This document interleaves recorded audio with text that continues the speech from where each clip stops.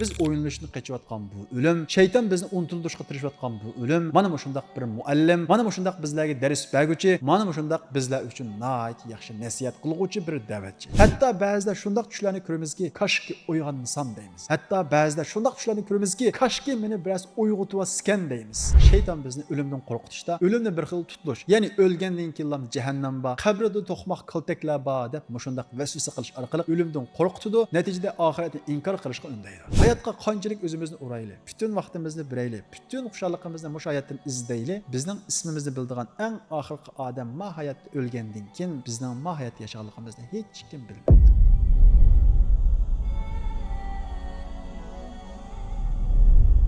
Biz ilgirki dersimizde sözlep ötkinimizdek şeytan iblis Allah'ın buyruğu çoğunçılık kılgandan keyin, yani Adem aleyhisselamga secde kılınlar degan bu buyruğuga ana hayrun minhu, men onundan yaxshi deb hakavuluk kılganlığı üçün Allah Teala onu rahmetinden qoğlaydı. Bunun qarta şeytan iblis fe bi izzetike la ughwiyannahum ecmaîn. Senin izzetin olan qasam bolsun ki men insanların hemmini azdırmayan deb qasam qılıdı. Allah Teala bizi kuyunib, bizga rahmet qilib, bizga şefqat qilib, bizden cennetki kiriverişimiz üçün şeytanın bizni qandaq azdırdıganlığı, bizler üçün qandaq tuzak ve qandaq qıltaqlarını qoruyduğanlığını Kur'an Kerimde şeytanın tili bilen nurgun ayetlarda bayan qilib beradi. Bunun qatarından Allah subhanahu ve taala şeytanın tili bilen bizni agahlandırgan şeytanın en çoğun tuzak ve qıltıqı bolsa, "Thumma la'atiyannahum min bayni eydihim ve min khalfihim." Andikin men ularni, yani insanlarni, yani bizlarni ularni oldidan azdırman ve ularning keyinden azdırman deydi. Şeytanın bizning oldi tarafimizdan azdırışı bolsa, bizni faqat mushu dunyoning rahatini qo'g'lashadigan qilib azdırışıdır. Yani faqat yumshoq hayotni qo'g'lashadigan, güzel hayotni qo'g'lashadigan mushu vaqtlik hayot qilib ben qilib azdırışıdır. Şeytanın bizi keyinden azdırışı bolsa, tafsir şunaslar aytgandek, bizni oxirat haqida shakka tushirish, oxiratni unutuldirish ve ölüm haqida o'ylanmaslik ve ölümden bexud qoldirish orqali azdırışıdır. Çünkü insan ölüm haqida ko'p o'ylanmasdan, oxirat haqida ko'p o'ylanmasdan, cennet ve cehennem haqida ko'p o'ylanmasdan, faqat mushu dunyodagi lazzatlarni qo'lishib yashagan vaqtida u odam haromdan qo'rqmaydi. Boshqalarning haqqini yeverishni o'zini tatmaydi, gunohdan qochmaydi. Çünkü o insan oxirat haqida shakda, cennet ve do'zaxning bor ekanligiga haqiqiy shaklda ishonmaydi. Çünkü insan ölüm haqida o'ylanmagan vaqtida, ya'ni ma'lum bir kunisi o'zining boshqalarga o'xshab o'lib ketadiganligi, tuproqning ostiga kirib ketadiganligini o'ylamagan vaqtida u odam boshqalarning haqqini yeverishdan qo'rqmaydi. Gunohdan o'zini tatmaydi. Boshqalarga zulm qilishdan o'zini saqlamaydi. Çünkü o odam o'limdan bexud. Çünkü o odam hisob kitobdan bexud. Çünkü o odam cennet ve cehennemden bexud. Çünkü şeytan o odamni Allah Teala Kur'an Kerimde şeytanning yana bir hilisini xabar bergandek, "Ve la udillannahum ve la umanniyannahum." Ularni cho'qim azdırman, ularni xomxiyal qildirman. Ya'ni hayotdagi uzun, tehi qilib olaman, tehi tövbe qilib olaman, tehi tuzilib olaman degan mushunda xiyollar bilan ularga hayotni uzun bildirib azdırman deydi. Ya'ni şeytan iblisning eng cho'ng ve eng xatarli qiltiqi bolsa, bizni oxirat hayotini shakllantirish, cennet ve do'zaxni inkor qildirish. Hayotning faqat mushu dunyodan iborat ekanligiga ishondirish. Amaliyat qarab boqadigan bo'lsak, bugungi kunda ko'pinchimizning shaytonning bu aldam xaltasiga tushib ketganligini ko'ralaymiz. Ya'ni ko'pinchimiz o'zimizni musulmon desakmi, ko'pinchimizning oxirat qarta hech qanday bir tayyorligi yo'q. Chunki bir odam men o'lgandan keyin bir hisob kitob bor deydi ekan, u odam boshqalarning haqqidan qo'rqadi. Chunki bir odam o'lgandan keyin abadiy bir hayot bor deydi ekan, u hayot uchun tayyorlik qiladi. Hargizmi berish aniq bo'lgan yer uchun bexud yurmaydi. Afsuski shayton bizni mana bu shundoq har birimizning berishi chuqum aniq bo'lgan oxirat hayotidan bexudlashtirib, dunyo bilan, ya'ni oldi tarafimiz bilan, mush ko'z oldimizdagi narsalar bilan bizni aldavatadi ve mushu tuzoqqa bizni dastivatadi. Allah subhanahu wa taala bizning u tuzoqqa tushmasligimiz uchun Qur'on Kerimda bir qancha oyatlarda bizni ogohlantirib, "Ya qavmi innama hadihil hayatud dunya mata'u ve innal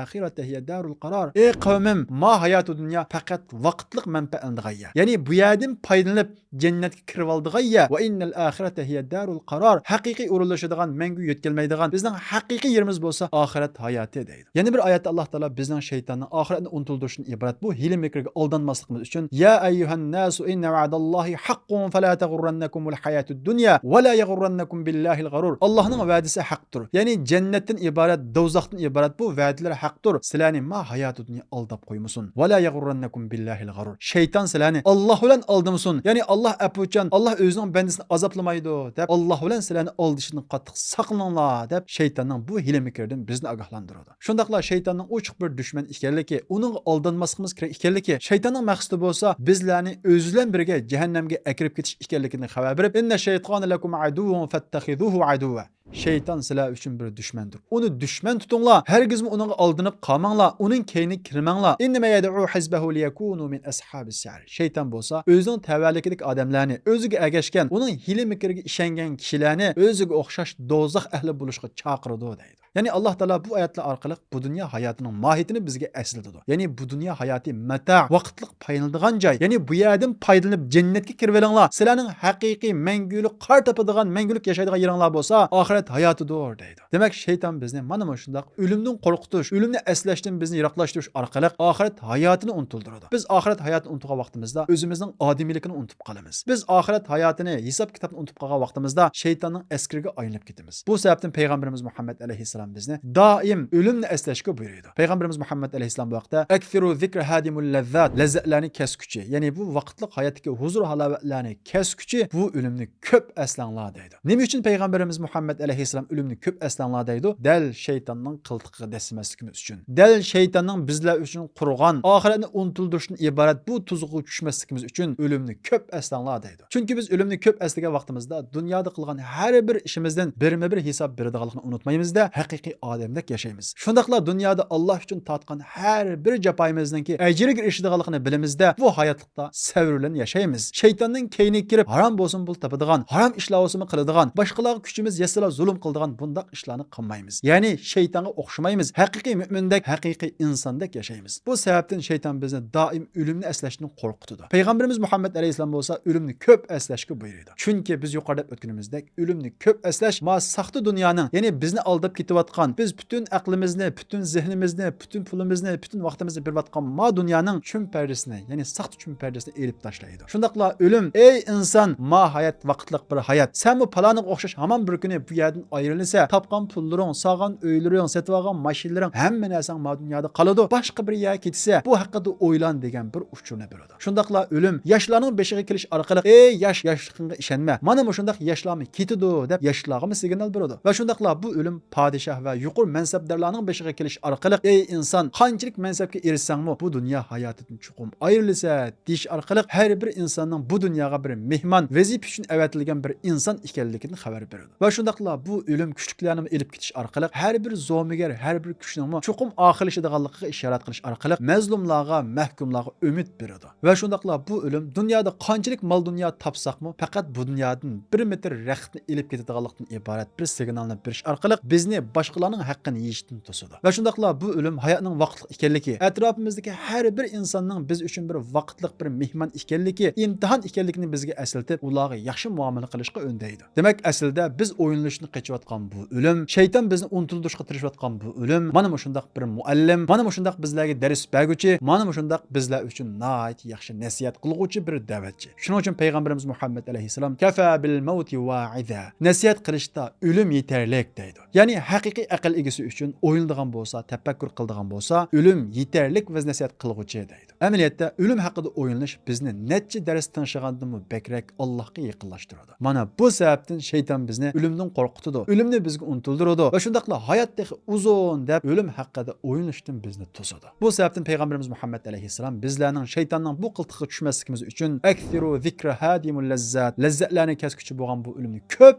eslanglar deydi. Shuning uchun aqlliq bir musulmon oldida kelayotgan, hech mumkin bo'lmagan, chuqum tetiydigan ölümdan qochmaydi. Chunki ölümdan qochsimi ölüm onu tapadi. Ölüm hakkında o'ylanmasimi, o hakkında bir narsa tingishmasimi, ölüm chuqum beshiga kiradi. Ammo aqlliq inson chuqum keladigan narsa haqida o'ylanadi, tafakkur qiladi, o haqida tayyorlik qiladi. Shuning uchun Peygamberimiz Muhammed aleyhisselamdan "Eyyul mu'minina akyas" müminlar için en aqlliqi kim deb so'ralgan vaqtida Peygamberimiz Muhammed aleyhisselam "Aktharuhum lil mauti zikra" ölümni en ko'p asligini müminlar ichidagi en aqlliqi ve ahsanuhum lima ba'dahu istidada. Ölümden keyin uchun en yaxshi tayyorlik qilgani ulaikel akyas.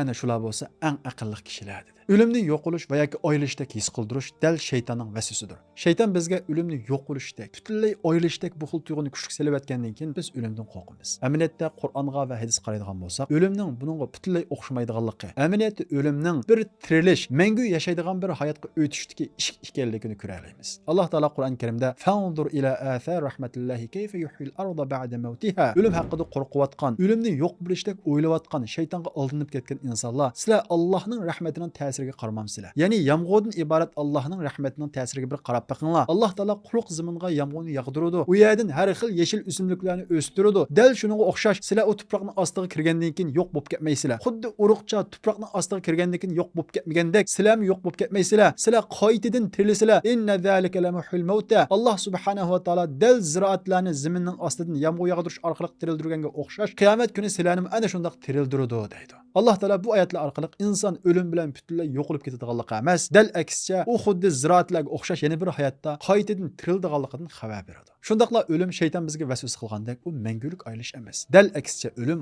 vaqtliq mahayatu dunyodagi ayilish. Biz o'lib ma'lum odamlardan ayrilsakmi, biz ayrilgan insonlar u bizning keynimizdan boradi. Biz o'lsakmi, ya'ni bizni ilgari ketgan kishilarning qashig'iga boramiz. O'lgandan keyingi hayotda hamma odam jamlashadi. Ya'ni o'lim haqiqiy jamlashadigan, haqiqiy uchrashadigan bir yerga berish uchun o'tadigan bir ishik. Ya'ni o'lim visol ishki. Hazrat Bilal roziyallohu anhuga o'lim yaqinlashib sakratga tushadi. Ayoli bo'lsa, voy qayg'u hasrat, voy qayg'u hasrat deb nolib faryod qilishga boshlaydi. Hazrat Bilal bo'lsa, o'lim qarshi nihoyat xushallik bilan gadan naltaqil ahibba, ata so'yganlarimizdan uchrashimiz deb o'limga nihoyat xushallik bilan yo'l oladi. Ya'ni Hazrat Bilal o'limni payg'ambarimiz Muhammad alayhisalom va o'zidan burun ketgan sahobalar bilan uchrashadigan, jam bo'lishadigan bir ishik deb qarab, o'lim qarta nihoyat xushallik bilan yo'l oladi. Demak, Hazrat Bilal va undan boshqa sahobalarning nazaridagi o'lim mana shunday jam bo'lish ishki edi. Ya'ni o'lgandan keyin jam bo'lmaymiz deb qaraydi. Demak, biz haqiqiy mu'mindek yashaydi ekanmiz. Kurashimiz ba insonlar bilan faqat o'lim orqali kurasha olamiz. O'lim orqali jam bo'la olamiz.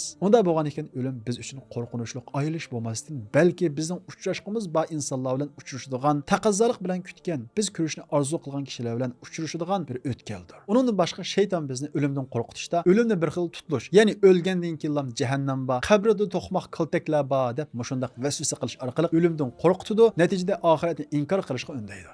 Amaliyotda bo'lsa, bir odam haqiqiy mu'mindek yashaydi ekan, o'lim tutilish emas, balki qutilish. Chunki bir odam haqiqiy mu'mindek yashaydi ekan, bu dunyoda turli imtihonlarga duchor bo'ladi. Iymoni qarta har xil sinoqlarga duch keladi. Alloh taolo Qur'on Karimda "Va lanabluwannakum bi shay'in minal khawf", biz sizlarni, ya'ni Allohga ishongan mu'minlarni qo'rqinch bilan, ochlik bilan, iqtisodiy ziyon bilan, jonga keladigan musibat bilan, ziroatlarga keladigan musibatlar bilan imtihon qilamiz, ya'ni shunday kulfatlarni silish orqali sizlarning iymonlaringizni sinaymiz, imtihon qilamiz deydi. Undan boshqa bir musulmon haqiqiy musulmondek yashayman deydi ekan, u odam haromlardan o'zini yiroq tutadi. Ya'ni nafsiga qarshi kurash qiladi, nafsini yig'idi. Shundaqla boshqalar ko'midi, bilmadi deb yavolmaydi. Yeyalaydigan, ilvolaydigan tursimi Allohdan qo'rqib, uni ilvolmaydi, yevolmaydi. Ya'ni bir musulmonga nisbatan mohiyatda ma'lum cheklamalar bor. Xiyoliga kelganini, nafs tatqini hammasini qilmaydi. Bu sababdan mu'minga nisbatan ma dunyo bir turmaga o'xshaydi. Kofirning bo'lsa bu dunyo jannati. Undan boshqa har bir musulmon iymoni qarta har xil turli sinoqlarga duch keladi. Masalan, eng ig'ir sinoqlarga payg'ambarlar duch keladi. Uning tuvanrakiga iymon jihat ulardan bir oz tuvanib uchraydi. Demak, har bir odam payg'ambarimiz Muhammad alayhisalom degandek iymoni miqdori bo'yicha turli sinoqlarga duch keladi. Nima uchun bu shunday imtihon qilinadi? Alloh subhanahu va taolo ularni ilg'ash uchun, haqiqiy rahbar imom qilish uchun, sabr qilalamdi, qilamamdi bilish uchun va shundaqla ularning gunohini afu qilish uchun va undan boshqa Alloh taolo biladigan nurg'unligan hikmatlar uchun Alloh taolo mu'minlarni ma hayoti dunyoda imtihon qiladi,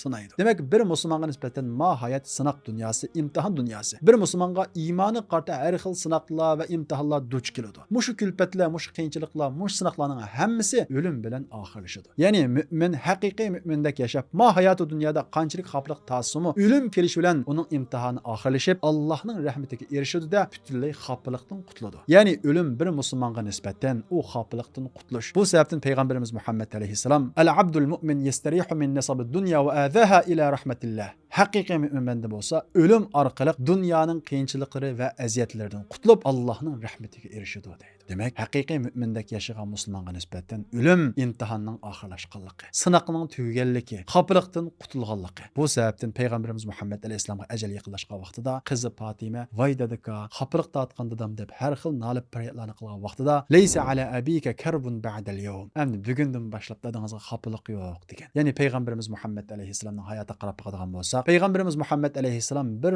musulmon, bir odam uchraydigan bütün sinoqlarning hammasiga uchragan, yurtidan qo'g'langan qilingan, tashlangan, tishlari singan, har xil tuhmatlarga qolgan. Ya'ni moddiy va ma'naviy har xil aziyat va qiyinchiliklarning hammasiga uchragan. O'lim orqali payg'ambarimiz Muhammad alayhisalom bu qiyinchilikning oxirlashganligi, hamda rohatga erishadiganligi, Allohning rahmatiga erishadiganligidan xabar bergan. Demak, bir mo'minga nisbatan dunyo turmaga o'xshash bo'lishi mumkin. Dunyo nafsini yig'ishda uningga ajoyib ig'ir sinoqlarni berishi mumkin, ammo o'lim bilan bu sinoqlarning hammasi oxirlashadi. Shuning uchun mo'mindek yashashda bu yo'lda charchab qolmasligimiz kerak. Bu yo'lda hargiz herib qolmasligimiz kerak. Har bir odam tatiydigan bir o'lim bor. O'lim bilan bu qiyinchiliklar, bu azobning hammasi tugaydi. Shunga bir musulmonga nisbatan u musulmon haqiqiy musulmon bo'lib, ustidagi mas'uliyat va majburiyatlarni ado qilib yashagan bo'lsa, o'lim uningga nisbatan rohatga chiqishdir. Shunga aslo va aslo shaytonning hilisiga, tuzoqlarga dasab, o'limni qo'rqinch narsadek his qilib, o'lim haqida o'ylashni o'zimizni elib qochib, g'aflatda yashab qolishdan saqlanishimiz kerak. Chunki shaytonning hilisi mana shu. Ya'ni o'limni qo'rqinchli ko'rsatish, o'limni yo'q bo'lishdek his qildirish, o'limni mangu aylishdek his qildirish, o'limni lazzatlarning hammasini tugatadigan bir narsadek his qildirish. O'lim vaqtlik lazzatni tugatadi. O'lim vaqtlik aylishni paydo qiladi. Ammo o'lim biz haqiqiy mo'mindek yashasak, u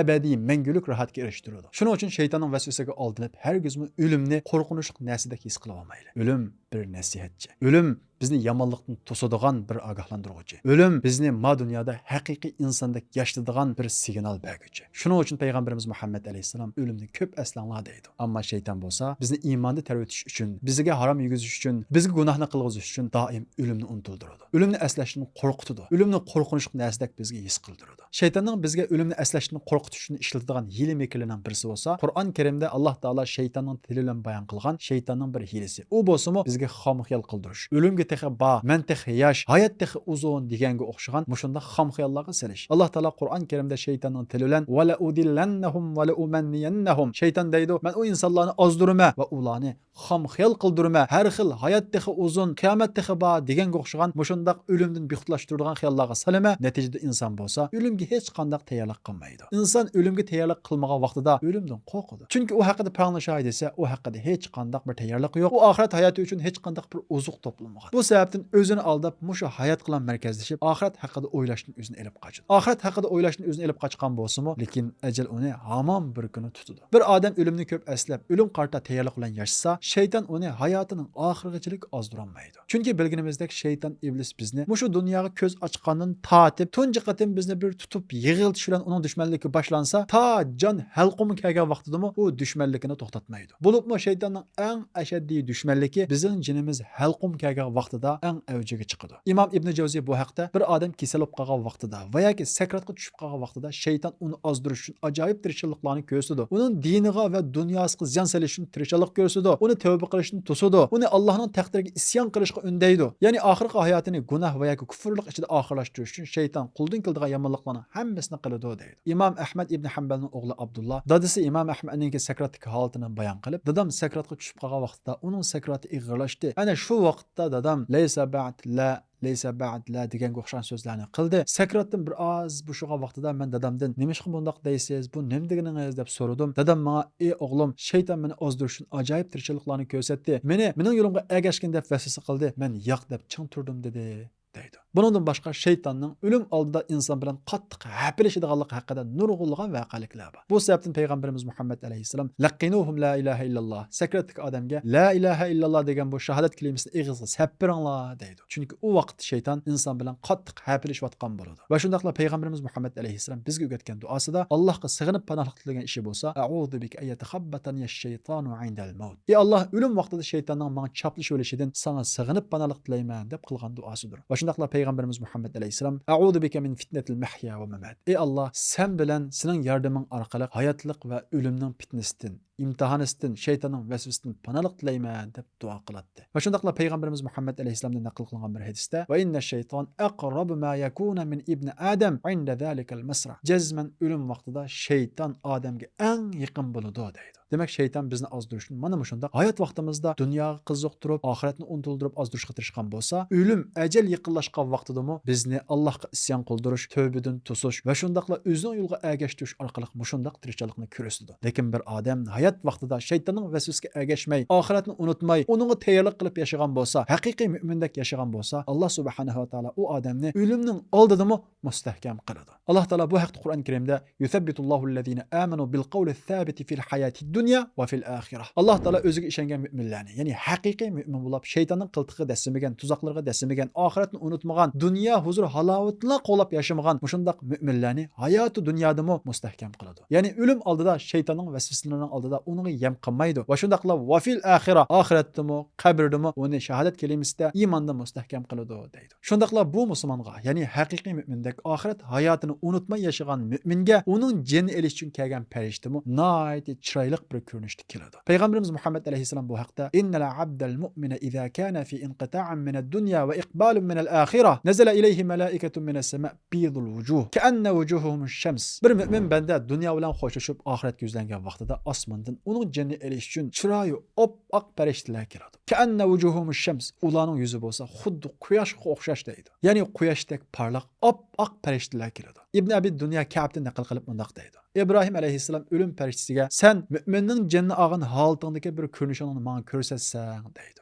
Bu perişte İbrahim aleyhisselamga bir mü'minning jinni og'ili kelgan holatidagi ko'rinishni ko'rsatdi. İbrahim aleyhisselam sening bu jamolingni bir mü'min banda ko'rsa, uning xushalligiga, uning hurmatlanishiga yetarlik ekan deydi. Mana shundaq go'zal periştelar haqiqiy mu'mindek oxiratni unutmagan, shaytonning tuzug'iga dasimagan mu'minning qishig'iga kelib, u mu'min bandaga xotirjamlik ato qiladi. Ya'ni bir mu'min banda jinni topshirishdan ilgari qo'rqmaydi. Alloh taolo Qur'on Karimda bir mu'minning qishig'iga keladigan periştening bu so'zini naql qilib mundaq deydi. Ya ayyatuhan nafsul mutmainna irji'i ila rabbiki radiyatan mardiyya. Ey aram topquchi, huzurga erishguchi jon, sen Parvardigoringdan rozi bo'lgan holda, Parvardigoring sendan rozi bo'lgan holda Robbingning huzuriga chiqqin deyiladi. Shundaqla bu farishtalar alla taxafu va la tahzanu va abshiru bil jannati allati kuntum tu'adun. Qo'rqmanglar, g'am qilmanglar, va'da qilingan jannat uchun xushal bo'linglar deyiladi. O'ylab baqili, ajal beshimizga kelgan vaqtida, endi oqibatimiz qandoq bo'ladi deb endish qilayotgan paytimizda farishtalardan bizga alla taxafu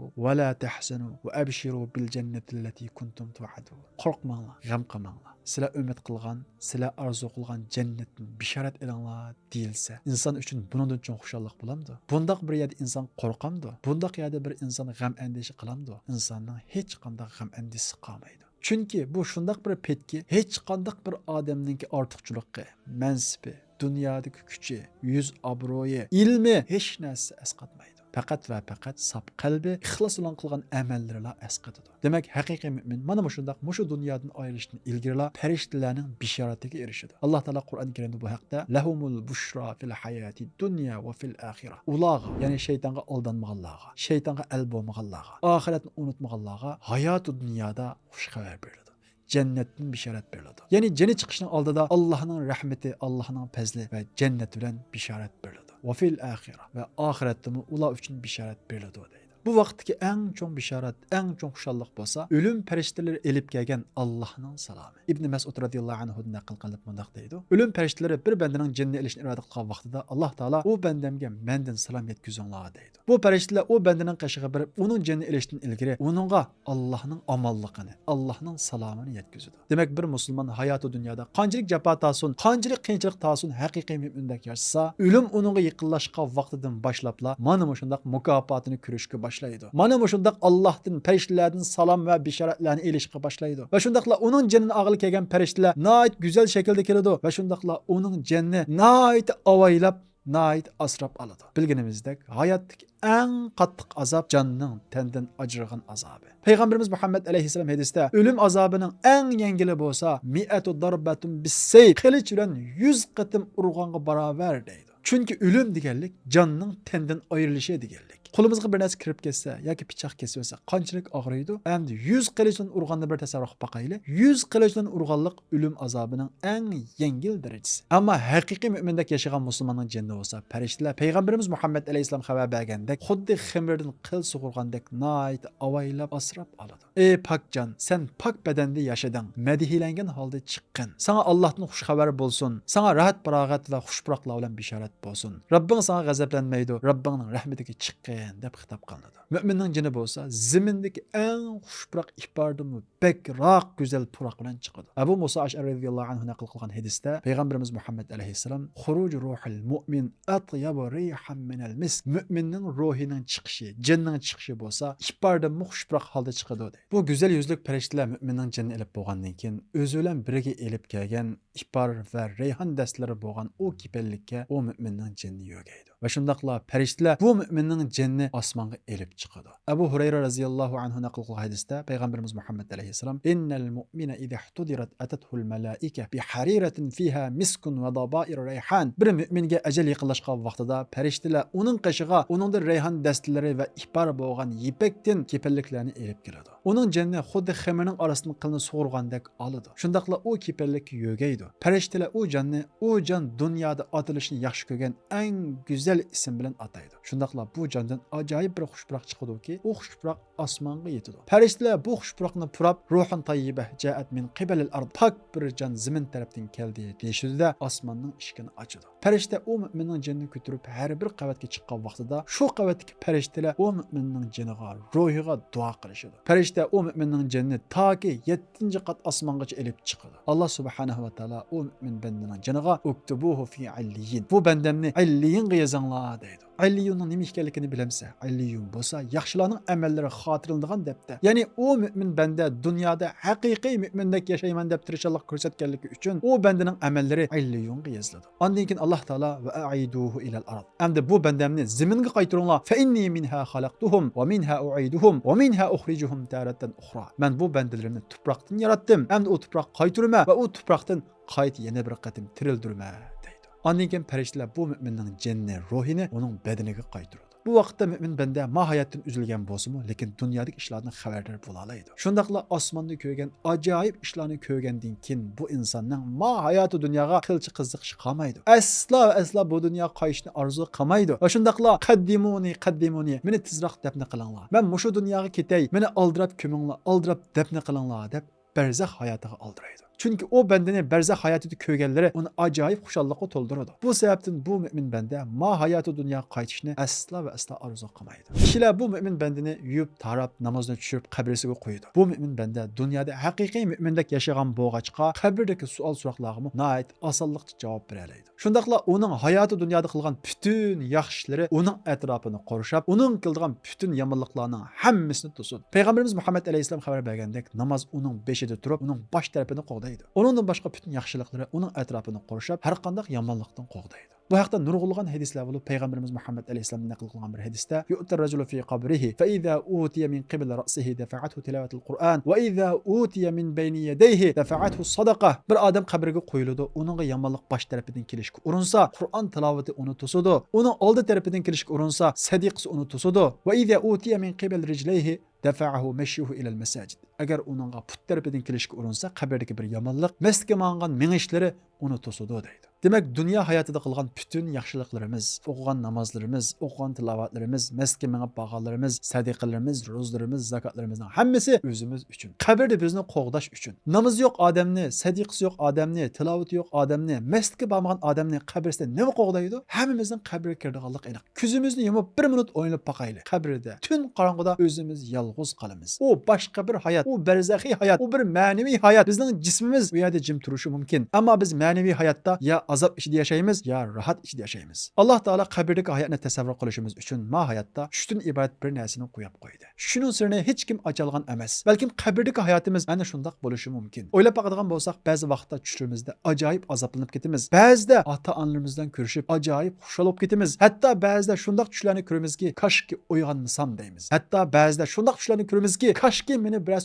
uyg'otib deymiz. Dal qabra shuningga o'xshashi mumkin. Qabra payg'ambarimiz Muhammad alayhisalom degandek, ya haqiqiy mü'mindek yaşsak o cennet bağçılarından bir bağçaga aylanıdı. Eğer biz şeytanın tuzaklarına dessep, onun kıltaklarına aldanıp, onun hile mikirlerinin keyni kirip, ahiretini unutup, özümüzü aldap, nefsi xahişimize ergeçip yaşsak, Peygamberimiz Muhammed aleyhisselam haber bergendek, hufratun min hufarin nar, dozakının oreklerden bir orekka aylanıdı. Demek şeytanın hile mikirlerine aldanmayı, ahiret için teyarlık yaşayan bir mümin, ölüm aldıdı mı şeytanın yamanlıkından saklanıdı. Ve şundakla kabirde hiçbir adam kurtulmaydıgan o berzah hayatıdı mı, onun paydasını, onun huzur hala halovatini ko'radi. Shuning uchun aziz qarindoshlar, shaytonning vasvasiga aldanib, oxirat hayotini, barzakh hayotini, jannat va do'zax hayotini asla va asla xurofotdek his qilib qolmaylik. Chunki hammamiz inkor qilinmaydigan bir haqiqat borki, u bo'lsa-mu o'lim. O'limni hech kim xurofot demaydi. Shaytonmi bizni o'limga xurofot deb ishontirmagan bo'lg'achqa, o'limdan qo'rqitib, hayotni uzun deb, o'limdan bexutlashtirib bizni aldaydi. Natijada bo'lsa o'limga tayyorliqsiz qolamiz. O'lim ushtum tut keladi. Kullu nafsin da'iqatul maut. O'limning ta'mini har bir jon egasi tatiydi. Qul innal mautallazi tafirruna minhu fa innahu mulaqikum. Ey Muhammad, o'limdan qochgan, o'lim haqida paranglashni o'zini tatgan, o'limdan qochib har xil yerlarga berib baqqan kishilarga aytqinki, innal mautallazi tafirruna minhu fa innahu mulaqikum. Sizlar qochgan o'lim, sizlar paranglashni o'zinglarni elib qochgan o'lim sizlarga chuqum uchraydi. Thumma turadduna ila alimil g'aybi va shahada. Ondan keyin sizlar g'ayb va oshkorni, ya'ni ko'zdan ko'ngili bo'ladigan va yoki ko'zdan ko'ngili bo'lmaydigan bütün ishlarni biladigan Allohga qaytirilsizlar, fayunabbiukum bima kuntum ta'malun. Sizlarning ma hayoti dunyoda nima ish qilganliginglar, nimalarni o'ylaganliginglar, qanday yomon ishlarni qilganliginglar va yoki qanday yaxshilarni qilganliklaringning hammasi sizlarga xabar beriladi. Har birining jazo va mukofotini ko'rasizlar deydi. Demek biz bu hayatga öz ixtiyorligimizdan kelmagandek, bu hayotda öz ixtiyorligimiz yo'q holda qaytamiz. Qaysi birimiz ma hayotga o'zimizning ixtiyorlik bilan keldik? Qaysi birimiz o'zimizning hayotini tanladik? Qaysi birimiz o'zimizning bo'yini, chechimizning rangini, chiroyimizning shaklini tanladik? Hech qaysimiz tanlamadik. Va shundaqla biz ma hayotga o'zimiz xolab kelmadik. Balki keltirildik. Bir zot, ya'ni Alloh taolo bizni ma hayotga avatdi. Shundaqla biz mi ketadigan yerimizni o'zimiz tanlayolmaymiz. Nerede o'ldiganligimizni bilmaymiz. Qachon o'ldiganligimizni bilmaymiz. Ya'ni qechib qutlanmaymiz. Kelishimiz ixtiyoriy bo'lmagan ketishimizmi bizning qo'limizda emas. O'limdan hech kim qochib qutlanmagandek, bizmi qochib qutlanmaymiz. Hayot qarab qaradigan bo'lsak, nurg'un boylar o'tdi, nurg'un mansabdorlar o'tdi, nurg'un mashhur kishilar o'tdi. Hammasining boyligi, mansibi, shuhrati ularni bu dunyoda mangu tutib qololmadi. Qancha kuchli bo'lsa-mu, ular tarixga aylanib ketdi. Fir'avndek bir zolimmi tarixga aylandi. Bularning hammasi aslida bir oyat. Ya'ni Allohning bor ekanligi, oxiratning bor ekanligi, bu hayotning vaqtlik imtihon maydoni ekanligini ko'rsatadigan bir ishorat, bir belge. Hayatga qanchalik o'zimizni urayli, bütün vaqtimizni birayli, bütün xushalligimizni mush hayotdan izdayli, bizning ismimizni bildigan eng oxirgi odam ma hayotda o'lgandan keyin bizning ma hayot yashaganligimizni hech kim bilmaydi. Necha yuz minglagan insonlarning yashaganligini biz bilmagandek, bizning bu ma hayot yashab o'tganligimizni hech kim bilmaydi. Dünya merkez qilishga, nishon qilishga arzimaydi. Haqiqiy merkez, haqiqiy nishon qilishga arziydigini o'lmaydigan, abadiy yashaydigan oxirat hayoti. Bunda deganlik hargizmi ma dunyo hayotida tirishmang, bu dunyoni unutib keting deganlik emas. Balki bu dunyo hayotida qattiq tirishingki, u tirishganligingizning g'oya jannat bo'lsin. Bu dunyoda qattiq ilm elingki, u ilmni oxirat uchun ishlating. Bu hayotda qattiq tirishib ko'p pul tepingki, u pulingiz orqali oxirat hayotingizni ko'karting,